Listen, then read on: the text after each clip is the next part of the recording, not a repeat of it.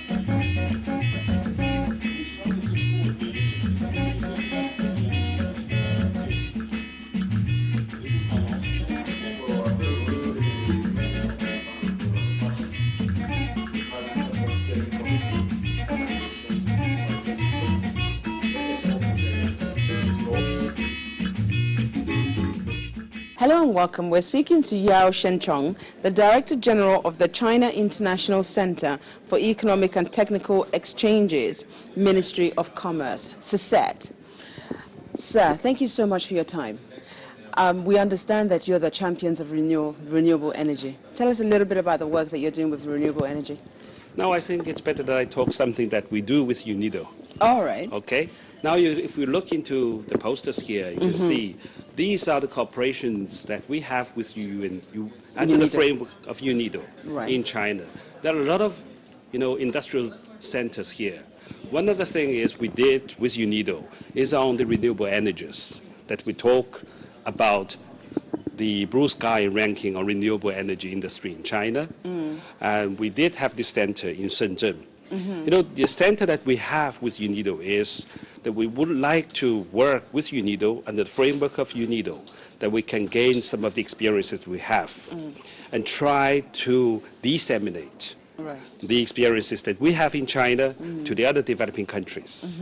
So today in UNIDO, when during the conference here, we have many of the posters here, just would like to introduce to all the delegates.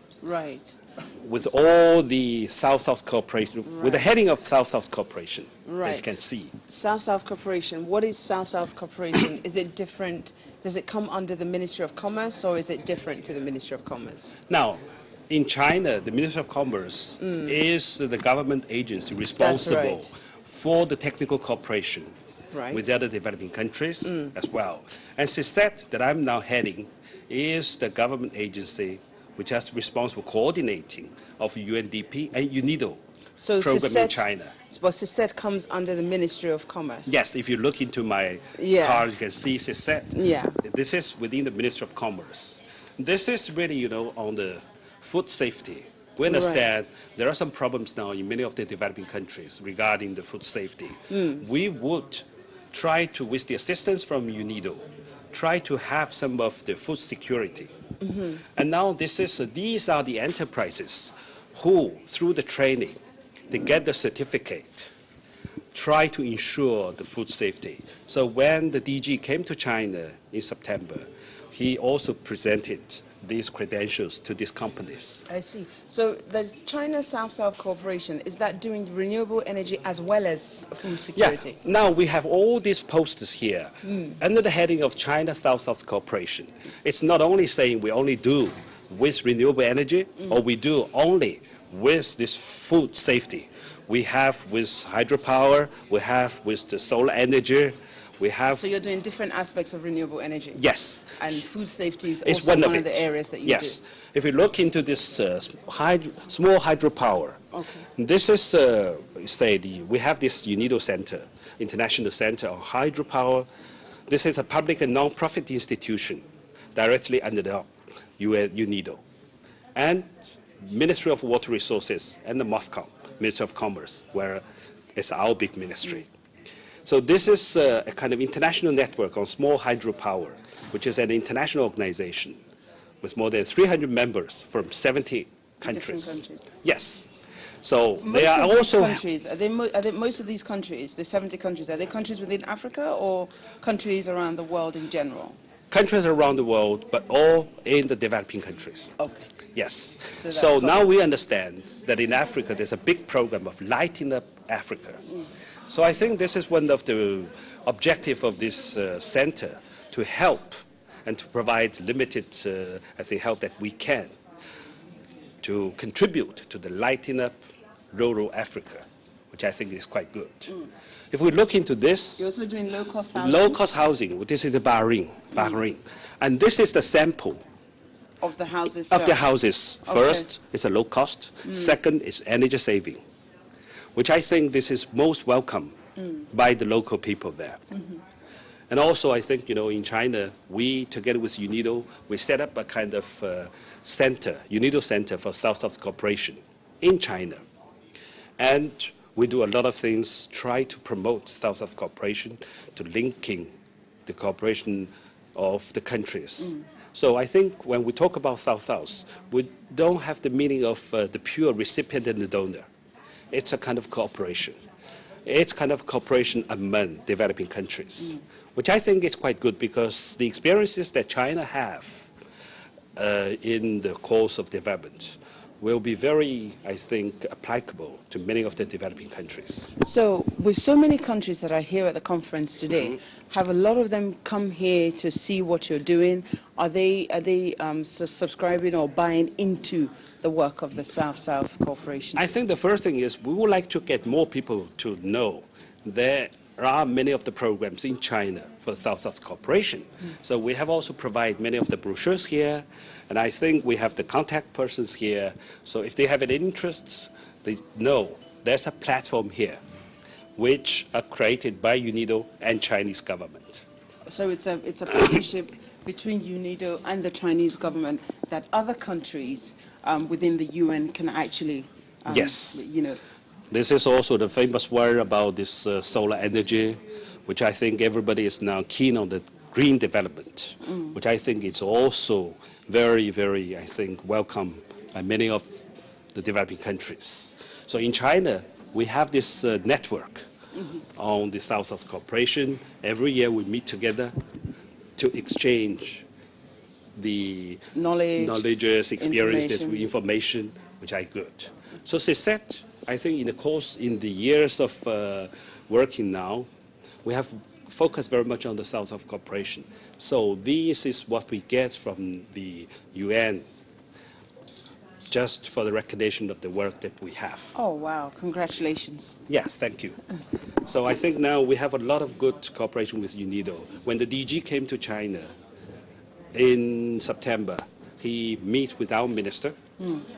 And this one is the DG came, and I signed an agreement with UNIDO DG outside in a very cold area. But I think this is also a very good symbol of the cooperation that we have with UNIDO. For sure, these are all the two very good ones on the industry, IC, and in information technology. Well, I think you also talk about this renewable energy, which I think we have a very detailed introduction here about this technology promotion center for sustainable development, which we also have some of the information here. How long have you been working with UNIDO for? Okay, you mean myself? The cooperation. Oh, I think since the very beginning, people say that we start cooperation with UNIDO in 1972, but we have the cooperation programs, I think, end of 1970, the beginning of the 1980. So in almost 30 years of cooperation programs. So we have worked with UNIDO on many of the areas. Would you say that you've seen more since the arrival of the DG? Because clearly from what we've heard today, UNIDO has leaped in terms of production and in terms of achievement since his arrival. Has that also been the case within your corporation? Yes, I think with the DG in the 6 years of his term here, he has many of the innovations. Yes. Now, these are mostly welcomed by the developing countries. I think many of the programs you see, like the China UNIDO Center for South-South Cooperation China, these are the programs that were established during his term here. So these are, are all the ongoing programs which are listed. You can see with the varieties of areas of cooperation, they can see that the cooperation that China has with UNIDO covers a lot of areas. Now, I can't not ask this question. There's a huge Chinese presence in Africa at the moment, especially in Nigeria. They're building everything from, I can't even begin to go into it. But the language barrier doesn't seem to be a problem. Why is that? I appreciate that it's business, but what is it that's drawing the Chinese into Africa on such, there's so many of them going in there now? No, I think one of the things is, I think through the 30 years of China's reform in the open outside, we see China cannot be developed only within itself. China is a member of the international community. China cannot just confine itself only. So I think the cooperation outside helps not only China and also the rest of the world. So I think for Chinese and the rest of the people in the other world, they have benefited because of this exchange. Everybody has benefiting from the development of such kind of exchange. So since people find this is a win-win situation, so everybody loves this kind of thing. Why is it called South-South cooperation? China is the biggest developing country. And I think, we always see that though China is now developed so rapidly here, but still in terms of its economic, I think, level or whatever, we see us also a member of the developing countries. So in the cooperation that we have with other developing countries, we are very clear that we are brothers and sisters. So is that why you call yourself South-South? No, I think we are still a developing country. We are not yet a kind of developed countries. Right. So I think the cooperation between developing countries or the cooperation with developed and developing countries are different. But we still think that developing countries, that we are together, and South-South cooperation really reflects the nature of our cooperation. Right, okay. Thank you. Thank you.